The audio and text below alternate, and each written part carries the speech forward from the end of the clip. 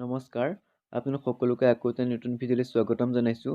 আমি এই ভিডিঅ'টোৰ জৰিয়তে আলোচনা কৰিম অসম পুলিচৰ যি ৰিটেন এক্সাম হ'বলৈ গৈ আছে ABUB ৰিটেন এক্সাম, সেই এক্সামৰ চিলেবাছ অনুসৰি আমি এই চেনেলৰ জৰিয়তে বিভিন্ন ভিডিঅ' আলোচনা কৰি আহিছোঁ। আজি এই ভিডিঅ'টোত আমি আলোচনা কৰিম আৰ্ট এণ্ড কালচাৰৰ ওপৰত পাৰ্ট 4 ভিডিঅ', আৰু আমি আগতে আৰ্ট এণ্ড কালচাৰ কলা সংস্কৃতিৰ 3টা ভিডিঅ' আগবঢ়াইছোঁ। আপোনালোকে যদি সেই ভিডিঅ'সমূহ চোৱা নাই, মই লিংক ডেছক্ৰিপশ্যনত দি দিম, আপোনালোকে চাই ল'ব পাৰিব, আৰু গোটেই মই প্লে'লিষ্টৰে লিংক দি দিম, তাতে গৈ পেলাই চাই ল'ব। গতিকে আজি আহিছোঁ পাৰ্ট 4 ভিডিঅ', গতিকে আপোনালোকে ভিডিঅ'টো স্কিপ নকৰি সম্পূৰ্ণকৈ চাব। আৰু এতিয়াও যদি চেনেলটো ছাবস্ক্ৰাইব কৰা নাই, প্লিজ ছাবস্ক্ৰাইব কৰিব, তেতিয়া চেনেলটো আগুৱাই যাব। ছাবস্ক্ৰাইব কৰি দিব আৰু লগতে থকা বেল আইকনটো দবাই দিব, তেতিয়াহে মই দিয়া ভিডিঅ'সমূহ আপোনালোকে আপডেট লাভ কৰিব পাৰে। গতিকে এতিয়া আহিছোঁ, পলম নকৰি ভিডিঅ'টো আৰম্ভ কৰোঁ। এতিয়া কুৱেশ্যন নম্বৰ 1ত আছে, লাবনী কোন ৰাজ্যৰ পৰম্পৰাগত নৃত্য? এতিয়া উত্তৰটো হ'ব মহাৰাষ্ট্ৰ। লাবনী হৈছে মহাৰাষ্ট্ৰৰ এটা পৰম্পৰাগত নৃত্য। এতিয়া হৈছে কুৱেশ্যন নম্বৰ 2, দাণ্ডিয়া কোন ৰাজ্যৰ পৰম্পৰাগত নৃত্য? এতিয়া গুজৰাটৰ এটা পৰম্পৰাগত নৃত্য হৈছে দাণ্ডিয়া, গতিকে উত্তৰটো হ'ব গুজৰাট। কুৱেশ্যন নম্বৰ 3, মোহিনী নাট্যম নামৰ ধ্ৰুপদী নৃত্য কোনখন ৰাজ্যৰ? গতিকে মোহিনী নামৰ এটা যি ধ্ৰুপদী নৃত্য আছে, সেইটো এটা কেৰেলাৰ এটা পৰম্পৰাগত নৃত্য। এতিয়া হৈছে কুৱেশ্যন নম্বৰ 4, চাৰে জাহাঁ সে আচ্ছা গীতটোৰ ৰচক কোন? এইটো সকলোৱে জানে হয়তো, গতিকে ইয়াৰ উত্তৰটো হ'ব মহম্মদ ইকবাল। মহম্মদ ইকবালে চাৰে জাহাঁ সে আচ্ছা যিটো গীত আছিলে, সেই গীতটো ৰচনা কৰিছিলে। এতিয়া হৈছে কুৱেশ্যন নম্বৰ 5, লতা মংগেশকাৰক কোন চনত ভাৰত ৰত্ন দিয়া হৈছিলে?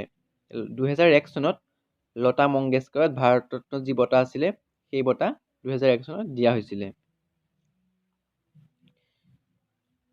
এতিয়া হৈছে কুৱেশ্যন নম্বৰ 6, ভাৰতীয় চিনেমা জগতৰ পিতৃ বুলি কাক কোৱা হয়? এতিয়া উত্তৰটো হ'ব দাদা চাহেব ফাল্কে। দাদা চাহেব ফাল্কেক ভাৰতীয় চিনেমা জগতৰ পিতৃ বুলি কোৱা হয়। এতিয়া হৈছে কুৱেশ্যন নম্বৰ 7, ভাৰতৰ ৰাজ্যসভালৈ মনোনীত হোৱা প্ৰথমগৰাকী অভিনেত্ৰী কোন? এতিয়া উত্তৰটো হ'ব নাৰ্গিছ নামৰ যিজনী অভিনেত্ৰী আছিলে, সেই অভিনেত্ৰীগৰাকী পোনপ্ৰথমবাৰৰ বাবে ভাৰতৰ ৰাজ্যসভালৈ মনোনীত হোৱা অভিনেত্ৰী আছিলে। কুৱেশ্যন নম্বৰ 8, ইলিয়াড আৰু ওডিচি ৰচক কোন? ইলিয়াড আৰু ওডিচিৰ ৰচক হৈছে হোমাৰ। কুৱেশ্যন নম্বৰ 9, পৃথিৱীৰ আটাইতকৈ পুৰণি সভ্যতা কি? পৃথিৱীৰ আটাইতকৈ পুৰণি সভ্যতা হৈছে মেচোপটেমিয়া সভ্যতা। সিন্ধু সভ্যতাৰ সৈতে সমসাময়িক সভ্যতা বুলি জানিব পাৰি। পৃথিৱীৰ আটাইতকৈ পুৰণি সভ্যতা হৈছে মেচোপটেমিয়া সভ্যতা। এতিয়া হৈছে কুৱেশ্যন নম্বৰ 10, পৃথিৱীৰ আটাইতকৈ পুৰণি ধৰ্ম কি? সনাতন ধৰ্ম হৈছে পৃথিৱীৰ আটাইতকৈ পুৰণি ধৰ্ম।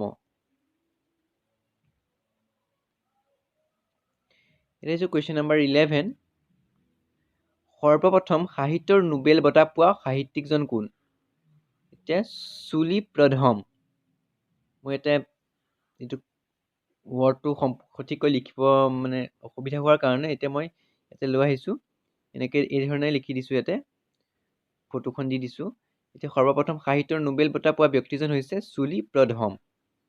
আপোনালোকে মনত ৰাখিব, এইটো প্ৰশ্ন আহি থাকে এক্সামত, গতিকে চুলি প্ৰধম হৈছে সৰ্বপ্ৰথম সাহিত্যৰ নোবেল বঁটা পোৱা ব্যক্তি। এতিয়া হৈছে কুৱেশ্যন নম্বৰ 12, ভাৰতৰ কোনখন ৰাজ্যক পঞ্চনদীৰ দেশ বুলি কোৱা হয়? পঞ্চনদীৰ দেশ বুলি কোৱা হয় পঞ্জাৱক। এতিয়া হৈছে কুৱেশ্যন নম্বৰ 13, স্বৰ্ণ মন্দিৰ ক'ত আছে? সকলোৱে জানে স্বৰ্ণ মন্দিৰ আছে অমৃতসৰত। কিছুমানে হয়তো নাজানিব পাৰে, সেইকাৰণে মই প্ৰশ্ন আকাৰে লৈ আহিছোঁ। স্বৰ্ণ মন্দিৰ অমৃতসৰত আছে। কুৱেশ্যন নম্বৰ 14, মহাবোধি মন্দিৰ ক'ত অৱস্থিত? ক'ত আছে? মহাবোধি মন্দিৰ পাটনাত আছে। পাটনাৰ বুদ্ধগয়া যি নামে ঠাইত আছে, সেই ঠাইতে মহাবোধি মন্দিৰ আছে।